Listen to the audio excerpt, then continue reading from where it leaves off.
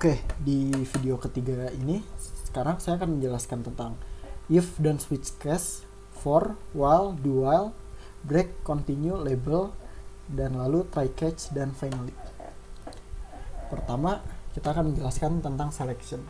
Selection itu jadi kalian punya suatu kode dan kalian pengen mengeksekusi kode tersebut hanya jika kondisinya terpenuhi.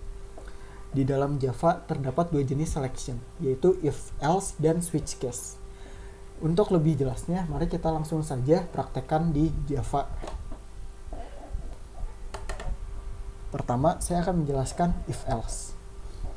If else ini merupakan sebuah blok program yang dimana kita sebagai programmer menginginkan suatu kode hanya dieksekusi jika suatu kondisi terpenuhi. Jadi misalnya kita pengen nih bikin suatu program yang menginput nilai siswa, dan jika nilai siswa itu di bawah 70, maksud saya di atas 70, maka dia akan memprint siswa tersebut lulus. Jika tidak, dia akan memprint siswa tersebut gagal.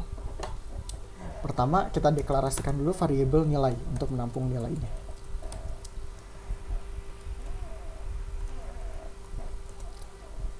Kemudian kita tambahkan objek scanner supaya kita bisa melakukan input ke dalam variabel nilai ini.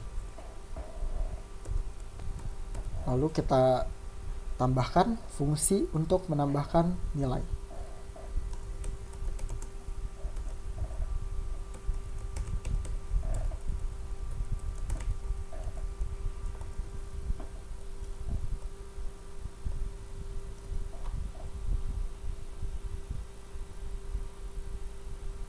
Oh iya, ini dijadikan static.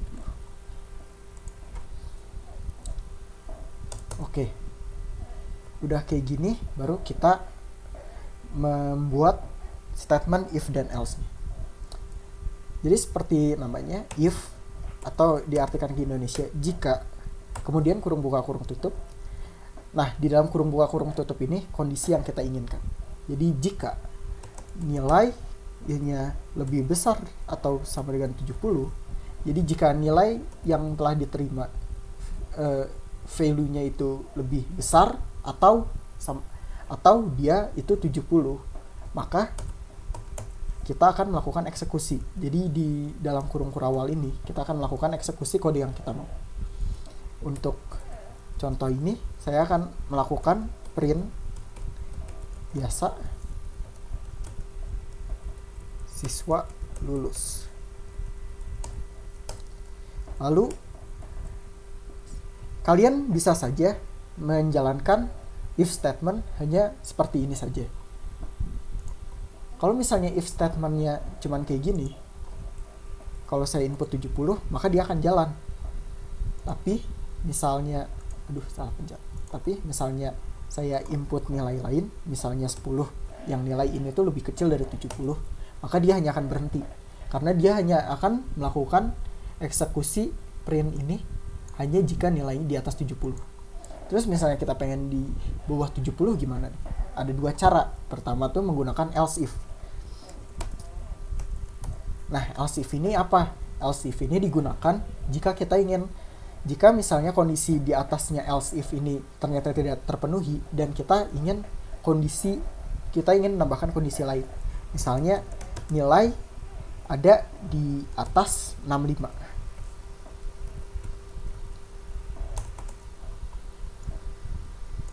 Lalu misalnya kita print siswa tersebut dapat mengikuti SP. Nah, ini juga bisa. Jadi kita masukkan 70, maka akan mengeluarkan siswa lulus. Lalu kita misalnya masukkan 68, dia akan mengeksekusi siswa dapat mengikuti SP. Tapi sama seperti di if, jika kita memasukkan nilai lain yang ada di bawah 65, maka dia tidak akan mengeksekusi program apapun. Terus misalnya kita mau nih, dia tuh cuma mengeksekusi program yang dimana dua kondisi ini tidak terpenuhi. maka kita bisa saja kita hanya tinggal menggunakan statement else. Nah, else ini digunakan jika kita ingin mengeksekusi suatu kode yang dimana kondisi di statement if sebelumnya tidak terpenuhi. Jadi misalnya kita langsung print siswa gagal.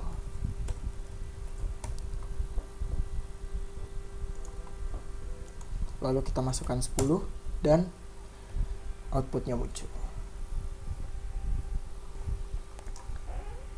Oke, sekarang saya akan menjelaskan apa itu switch case. Switch case ini sebenarnya sama seperti if, tapi kan kalau if tuh dia bisa lebih kecil atau sama dengan, bisa lebih besar atau sama dengan, atau bisa tidak sama dengan.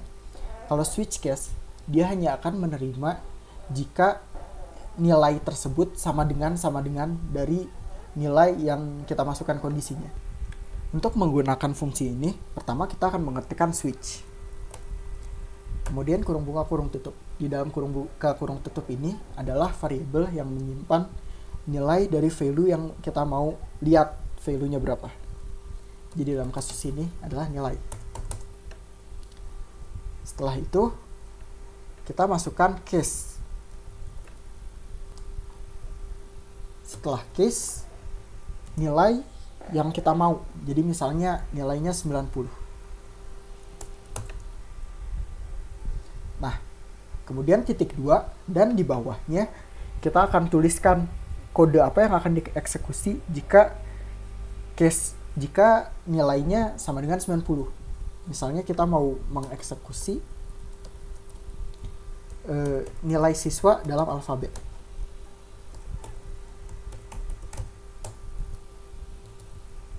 Kemudian setelah kode yang kita mau eksekusi sudah kita ketikkan, terakhir kita akan mengetikkan break. Maksudnya break ini berarti kode yang ingin dieksekusi jika kondisi ini benar itu udah selesai, udah sampai sini saja. Lalu misalnya kita mau lagi, misalnya 85.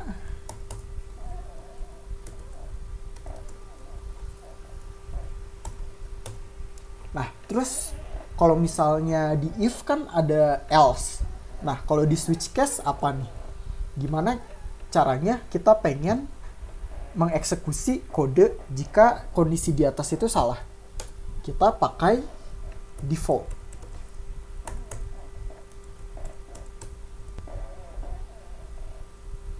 Oke, kalau kita coba eksekusi programnya, oh bentar, saya lupa breaknya. Nah, oke, kalau kita coba eksekusi programnya, misalnya saya input 70, maka dia akan mengoutput nilai siswa di bawah minus. Misalnya saya menginput 90, maka dia akan mengoutput nilai siswa adalah A. Nah, sekarang saya akan menjelaskan repetition atau perulangan. Nah, repetition ini bagaimana caranya kita ingin mengeksekusi program, tapi kita ingin mengeksekusi terus-terusan sampai suatu kondisi terpenuhi atau sampai batas tertentu yang akhirnya sudah terpenuhi. Maksudnya itu gimana? Kita coba aja. Oke, perulangan di Java itu ada 3. Yang pertama for, yang kedua while, yang ketiga adalah do while. Sekarang saya akan menjelaskan tentang for. For ini kita awali dengan mengetikkan for ya. Nah, terus kedua kita akan mendeklarasikan suatu variabel. Variabelnya harus variabel integer. Misalnya int sama dengan 0. Lalu kemudian kita mendeklarasikan seberapa lama nih program ini tuh mau berulang-ulang terus. Jadi kita tuh pengen dia nih berulang sampai kondisi ini tuh nggak terpenuhi lagi. Jadi misalnya kita pengen ngeprint angka 1 sampai 10. Nah, kita tuh berarti pengen ngeprint sampai i ini lebih besar dari 10 karena kita pengen dia tuh terus nambah sampai 10.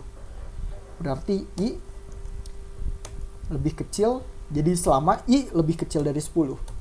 Jadi kalau misalnya dia udah lebih besar dari 10, kita berhenti.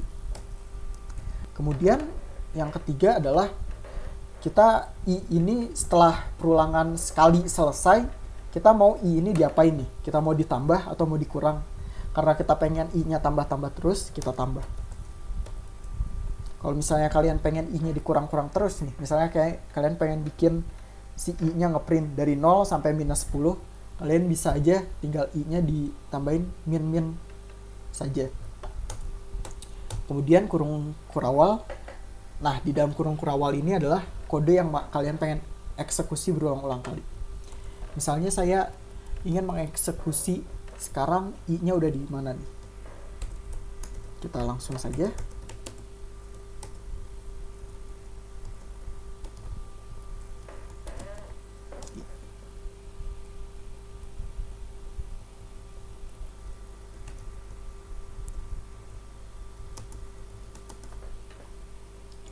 Lalu coba kita langsung eksekusi dan muncul. Nah, ini kenapa nih? Ini tuh cuman sampai 9, gak sampai 10. Soalnya kan ini tuh kondisi kita tuh cuman lebih kecil dari 10. Berarti saat dia di 10, dia tuh udah sama dengan 10, bukan lebih kecil dari 10 lagi. Misalnya kita pengen sampai 10 gimana dong? Kita tinggal tambahin aja sama dengan di sini. Jadi sekarang kondisinya tuh jika i lebih kecil dan atau sama dengan 10. Misalnya kita eksekusi, keluar dia sampai 10. Oke, sekarang saya akan menjelaskan while. Bedanya while sama for itu apa sih? Nah, bedanya itu kalau for, kondisi perulangannya itu ditentukan dari ini, dari apa yang ada di sini kan. Jadi kita harus mendeklarasikan variabel baru, lalu perulangan itu terjadi sampai berapa menggunakan variabel yang telah kita deklarasikan, lalu variabel itu mau kita tambahkan atau kita kurangkan. Kalau while, kita tuh bisa nambahin variabelnya di luar while misalnya. Atau kita pengen suatu kondisinya tuh tergantung dengan inputan user. Maksudnya apa? Kita coba saja. Misalnya kayak kita pengen bikin sistem menu nih, dimana si menunya tuh bakal melakukan print terus-terusan sampai si user menginputkan komen untuk exit. Misalnya komennya itu 3. Kita coba saja. Pertama kita deklarasikan dulu variabelnya untuk menampung apa yang akan diinput user. Kemudian kita lakukan perulangannya. Jadi pertama ketikkan while, lalu kurung buka kurung tutup, di sini kondisinya. Jadi misalnya kita pengen codingan ini si menu ini bakal ngeprint terus-terusan sampai menunya tuh sampai si user akhirnya nginput angka 3. Jadi menu is not equal 3. Jadi selama yang di input user tuh nggak sama dengan 3. Kita print.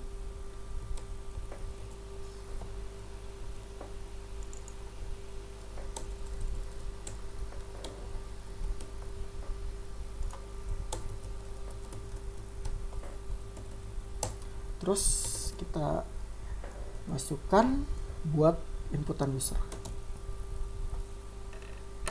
Oke, kita coba. Jadi press 3 to exit, misalnya saya 1, dia bakal berulang lagi. Misalnya saya 2, dia bakal berulang lagi. Dan kalau 3, dia akhirnya berhenti. Dan yang terakhir di perulangan adalah do while. Bedanya do while sama while apa nih? Kalau while, dia akan mengeksekusi codingan, dia akan melihat kondisinya dulu, baru codingannya dieksekusi. Maksudnya apa? Kalau misalnya menu isi dari variabel menu ini saya ubah nih jadi 3, terus kita run, maka dia tidak akan mengeksekusi program yang ada di sini. Jadi dia tuh langsung lihat kondisinya. Ini menunya bakal lebih besar. Ini tuh menunya apa sih value-nya? Apakah dia 3 atau enggak? Baru dia eksekusi programnya. Bedanya kalau dual tuh dia bakal ngeksekusi dulu nih apa yang ada di dalam kurung kurawal ini. Baru dia akan lihat ini menunya lebih besar dari 3 enggak. Nah, buat biar kelihatan, kita coba aja demonstrasikan. Struktur dual itu sama seperti while. Yang bedanya, do-nya tuh di atas dan while-nya kita taruh di bawah. Jadi bisa kita langsung aja ubah while-nya jadi do. Dan kita tambahkan di bawahnya while. Jangan lupa titik koma. Dan jika kita eksekusi, dia berjalan. Misalnya kita input 1, dia berubah lagi, input 2 dia masih ngeprint lagi, input 3 dia baru exit. Nah, terus misalnya nih, kita punya kondisi. Misalnya kita pengen tiap si value-nya genap, kita pengen codingan kita di skip dan lanjut ke value berikutnya. Atau misalnya jika kita menemukan suatu value, kita pengen berhenti nih loopingnya. Itu gimana sih caranya dilakukan di perulangan? Kita pakai yang namanya break dan continue. Kita coba saja biar lebih mudah untuk dilihatnya ya. Misalnya saya pakai perulangan for. Ini break dan continue ini bisa dipakai di perulangan apapun. Tapi untuk contoh ini saya akan pakai break dan for. Oke. Jadi misalnya kita pengen nih bikin program yang mengoutputkan misalnya hanya bilangan ganjil atau misalnya hanya bilangan genap di angka 1 sampai 10. Kita bisa aja misalnya if, kita gabungkan saja dengan if. Misalnya if i persen 2. Jadi if i modulus 2 sama dengan 0 berarti angkanya genap, continue. Jadi maksudnya continue ini apa? Misalnya i-nya tuh udah di bilangan genap nih, misalnya i-nya 2. Maka jika i-nya 2, dia akan nge-skip codingan ini dan dia akan balik lagi ke atas. Dia balik lagi, menambahkan i lagi dan dia melakukan eksekusi perulangan kode lagi. Coba kita langsung outputkan saja. Dan bisa dilihat dia hanya akan mengoutputkan program ganjil. Kalau mau program genap tinggal not equal 0. Dan dia akan mengeksekusikan hanya yang genap. Nah, kalau break apa nih? Break tuh kan kalau continue, kalau dia value-nya ketemu nih, dia bakal nge-skip aja kan, tapi perulangannya masih lanjut. Kalau break, dia perulangannya benar-benar akan dihentikan. Misalnya kita bikin nih for dari 0 sampai 10 dan misalnya kita pengen berhenti di angka 5. Jadi misalnya if i sama dengan 5, kita lakukan break, lalu kita coba run, maka dia akan berhenti di angka 5, soalnya 5-nya langsung ketemu. Jadi kalau break itu, dia tuh benar-benar akan memberhentikan loopingnya. Satu note lagi, kalau misalnya kalian bikin looping di function, kalian bisa mendapatkan fungsi yang sama dengan break menggunakan return. Kalau misalnya kalian pengen benar-benar berhenti dari loop dan langsung mereturn suatu value. Nah, terakhir, kita punya exception handling. Apa sih exception handling ini? Nah, misalnya nih, saya punya suatu variabel, dia tuh tipenya integer. Terus saya mau masukkan inputan user ke dalam variabel integer tersebut. Tapi ternyata yang dimasukkan user tuh bentuknya string, bukan integer. Kalau di Java, dia langsung melakukan error kan. Nah, kita nggak mau dong kalau misalnya si user tuh masukin suatu value yang salah, tiba-tiba keluar error dan programnya nge-crash. Kita pengen ngasih tahu ke user dong, user yang kamu masukin ini salah nih, coba input ulang. Jadi kita nggak mau programnya langsung nge-crash gitu aja. Contoh lainnya tuh misalnya kita melakukan looping di suatu array dan array tersebut ternyata ternyata looping itu kita tuh ngeloop value-nya tuh lebih besar daripada besar indeksnya, besar array-nya. Atau di aritmatika juga, misalnya si user melakukan pembagian dengan 0. Nah, kita coba aja deh gimana sih cara pakai exception handling ini. Nah, buat contoh kali ini saya akan melakukan exception handling di mana misalnya kita memiliki variabel integer dan kita akan meminta user untuk masukkan integer, tapi ternyata si usernya akan memasukkan string. Kita coba ya. Misalnya kita punya sebuah variabel int menu. Lupa titik koma. Terus kita bikin scannernya. Oke, kita coba dulu gini dulu. Kira-kira kalau kita masukkan string, apa yang bakal terjadi? Oke, kita coba masukkan tes. Nah, dia bakal tiba-tiba munculkan ini nih, exception in thread bla bla bla bla bla bla, pokoknya error. Kita nggak mau nih kayak gini. Terus gimana kita cara ngehandle-nya? Kita pakai fungsi try/catch. Kita coba aja langsung.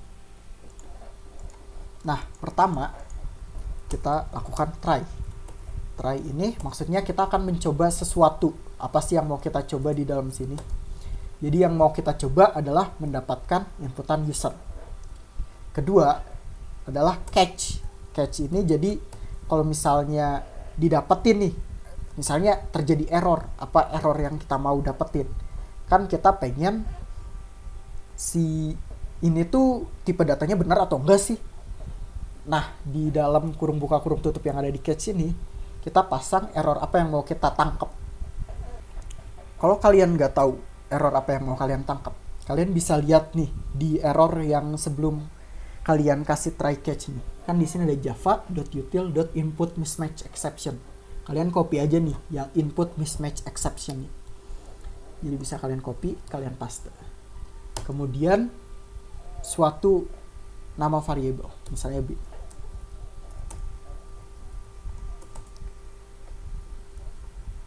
Nah, yang di sini tuh namanya boleh bebas, tapi nggak akan kita pakai biasanya. Terus kurung kurawal dan kode apa yang akan kita eksekusi. Misalnya catch ini tuh terjadi. Misalnya kita si inputnya nih nerima string. Apa yang akan kita lakukan? Misalnya kita pengen ngasih tahu user nih. Yang kamu masukin salah nih. Harusnya masukin integer. Kita langsung print aja. Titik koma. Nah, kalau kita coba, misalnya kita input trace dan masuk. Tolong hanya masukkan integer. Nah, terus gimana nih? Misalnya setelah ini tuh kalian pengen mengeksekusi suatu kode. Baik itu errornya ketemu ataupun enggak. Kita pakai yang namanya finally. Nah, finally ini bekerja. Jadi setelah kita nyoba nih user inputnya, baik itu errornya ketemu maupun errornya enggak, dia bakal ngeksekusi. Jadi misalnya kita kasih print, misalnya hello, atau jangan hello deh, boleh deh hello, misalnya hello. Nah, misalnya kita run, terus kita kasih tes, walaupun dia string, dia akan tereksekusi. Dan misalnya saya inputkan integer, dia tetap akan tereksekusi.